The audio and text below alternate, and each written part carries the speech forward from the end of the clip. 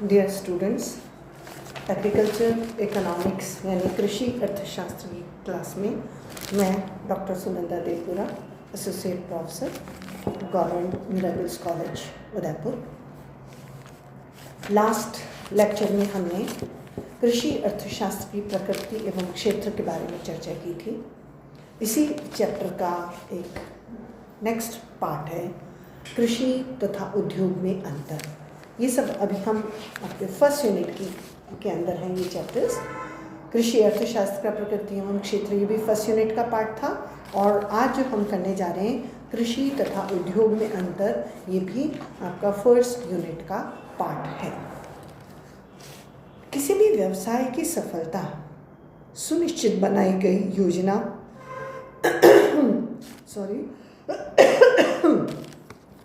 के कार्यान्वयन पर निर्भर करती है। योजना ऊपर से तो अच्छी दिखाई देती है, परंतु कई बार व्यवसाय की विशेषताएं योजना को लागू करने से पहले ही परिस्थितियों को बदल देती है। कृषि क्षेत्र में निर्णय लेने वाले आधारभूत तत्व उद्योगों से भिन्न होते हैं, जिनका वर्णन आगे किया गया है। हम इसको डिफरेंट पॉइंट्स में इनके अंतर को बताते हैं कि कृषि क्षेत्र और औद्योगिक क्षेत्र में क्या आधारभूत अंतर है। यूनिट फर्स्ट, कृषि तथा उद्योग में अंतर। इसका पहला बिंदु है उत्पादन की जीव विद्या संबंधी प्रकृति, बायोलॉजिकल नेचर ऑफ प्रोडक्शन। कृषि का संबंध जीव पदार्थों जैसे पशुओं और पौधों से होता है। इस प्रकार यह जीव पदार्थ कई प्रकार की बीमारियों जैसे प्रतिकूल वातावरण तथा छूत के शिकार हो सकते हैं, परंतु औद्योगिक क्षेत्र में ऐसा नहीं होता है। नेक्स्ट पॉइंट है जलवायु पर निर्भरता यानी डिपेंडेंस ऑन क्लाइमेट। पशुओं तथा पौधों को प्रतिकूल वातावरण से बचाना न केवल कठिन बल्कि खर्चीला भी होता है। इस प्रकार कृषि उत्पादन पर जलवायु जैसे तापमान, वर्षा, तूफान, धूप, नमी आदि अथवा बाढ़ इत्यादि तत्वों का बहुत अधिक प्रभाव पड़ता है। उद्योगों को इस प्रकार के तत्वों से बचाया जा सकता है। तीसरा बिंदु है उत्पादन की इकाई का छोटा आकार, यानी the size of production unit is small in agriculture. कृषि में उत्पादन की इकाई का आकार बड़ा तथा उससे प्राप्त होने वाला प्रतिफल उद्योगों की अपेक्षा बहुत कम होता है। कृषि में भूमि की मांग बहुत अधिक होती है, जबकि पूर्ति बेलोचदार होती है। जनसंख्या के बढ़ने के साथ उत्पादन की इकाई का आकार निरंतर कम हो रहा है, जबकि जो औद्योगिक क्षेत्र हैं इनका उत्पादन की इकाई का आकार छोटा भी होता है, लेकिन कहीं जगह बहुत बड़ा भी होता है। नेक्स्ट फोर्थ पॉइंट, कृषि घरेलू व्यवसाय यानी agriculture is house hold business.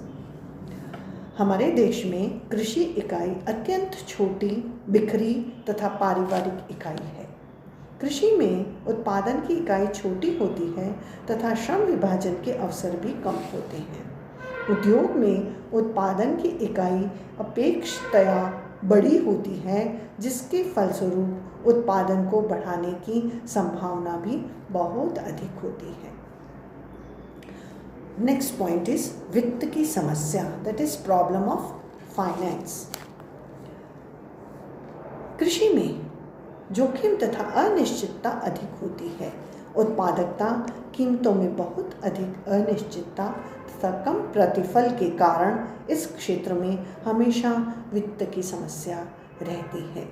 Next point है कीमतों में उतार चढ़ाव यानी प्राइस फ्लक्चुएशन। कृषि उत्पादन मौसमी, नाशवान तथा कृषि पदार्थों की निरंतर मांग के फलस्वरूप कृषि पदार्थों की कीमतों में उतार चढ़ाव आता रहता है। कृषि में मांग और पूर्ति में समायोजन करना कठिन होता है, क्योंकि कृषि उत्पादन में समय का अंतराल होता है। नेक्स्ट पॉइंट के लिए हम अब नेक्स्ट पेज पर चलते हैं।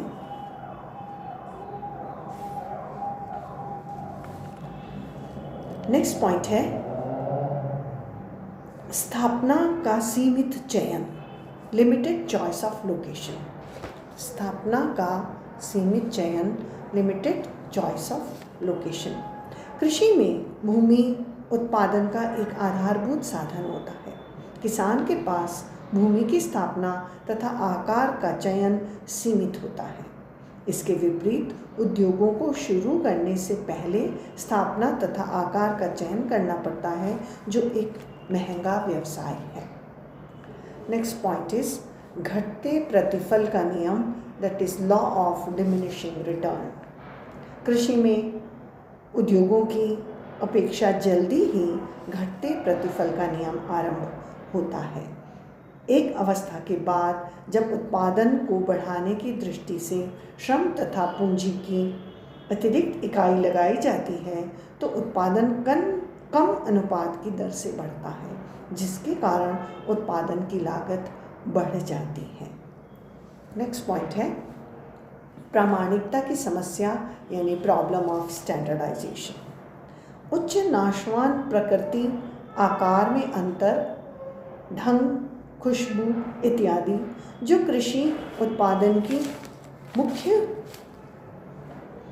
विशेषताएं हैं, इनके फलस्वरूप कृषि उत्पादन का प्रमाणीकरण तथा वर्गीकरण कठिन एवं महंगा कार्य हो जाता है। नेक्स्ट पॉइंट है नाशवान उत्पाद, यानी पेरिशेबल प्रोडक्ट्स। अधिकतर कृषि पदार्थ नाशवान प्रकृति के होते हैं। इन पदार्थों को अधिक देर तक संग्रह करके नहीं रखा जा सकता तथा इनके संग्रह करने की लागत भी बहुत ऊंची होती है। इन पदार्थों को तुरंत उपयोग करना पड़ता है।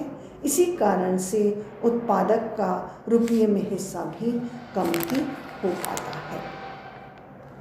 नेक्स्ट पॉइंट है मांग व पूर्ति की कम सापेक्षता, that is low elasticity of demand and supply। कृषि पदार्थों की मांग और पूर्ति बहुत भिन्न होती है। कीमत के बढ़ने से कृषि पदार्थ की पूर्ति को तत्काल नहीं बढ़ाया जा सकता। इसी प्रकार कीमत कम होने से मांग में अधिक विस्तार भी नहीं किया जा सकता। नेक्स्ट और लास्ट बिंदु है संयुक्त उत्पाद, यानी जॉइंट प्रोडक्ट्स। बहुत से कृषि पदार्थ संयुक्त उत्पाद होते हैं, जैसे गेहूं तथा भूसा, रुई तथा बिनौले, ऊन तथा मांस आदि। यह एक ही पौधे के भाग होते हैं और आसानी से उसी खेत पर कम लागत में पैदा किए जा सकते हैं। उद्योगों में भी बहुत से उत्पाद एक साथ पैदा किए जाते हैं, परंतु उनकी लागत को अलग नहीं किया जा सकता है। इस प्रकार से कृषि से संबंधित ये कृषि और उद्योग से संबंधित ये बिंदु हैं। इस पर आपसे प्रश्न इस प्रकार से पूछा जा सकता है कि कृषि तथा उद्योग में अंतर स्पष्ट कीजिए। तो इस तरह से आपको ये टॉपिक तैयार करना रहता है, कृषि तथा उद्योग में अंतर। और इससे पहले वाला जो टॉपिक हमने पढ़ा था कृषि अर्थशास्त्र की प्रकृति एवं क्षेत्र, उसके भी कुछ क्वेश्चंस मैं आपको बता सकती हूँ, आप उस तरह से प्रिपेयर कीजिएगा। कृषि अर्थशास्त्र की धारणा को परिभाषित कीजिए तथा इसकी प्रकृति और क्षेत्र को स्पष्ट कीजिए। फिर है कृषि उद्योग की मुख्य विशेषताओं का वर्णन कीजिए, या आगे दिया जा सकता है कि निम्नलिखित पर संक्षिप्त टिप्पणी लिखिए, जैसे कृषि का वाणिज्यीकरण या कृषि का आधुनिकीकरण। तो इस तरह से ये कुछ प्रश्न हैं जो आपको सॉल्व करने हैं। तो ये आपका फर्स्ट चैप्टर कंप्लीट होता है, कृषि अर्थशास्त्र की प्रकृति एवं क्षेत्र, और इसी का दूसरा पार्ट जो हमने आज पढ़ा है, कृषि तथा उद्योग में अंतर। तो आप इनको क्वेश्चन आंसर्स तैयार, पहले इसका टेक्स्ट पढ़िए, फिर इसके क्वेश्चन आंसर्स तैयार कीजिए और इनको रिवाइज कीजिए और इस चैनल को सब्सक्राइब कीजिए और जो भी लेक्चर्स हैं उनको लाइक कीजिए। यही आपकी अटेंडेंस का पार्ट होगी, यही आपकी अटेंडेंस होगी। So please be regular in attending the video lectures और live classes. So thank you. I hope आपको समझ में आया है। Thank you so much.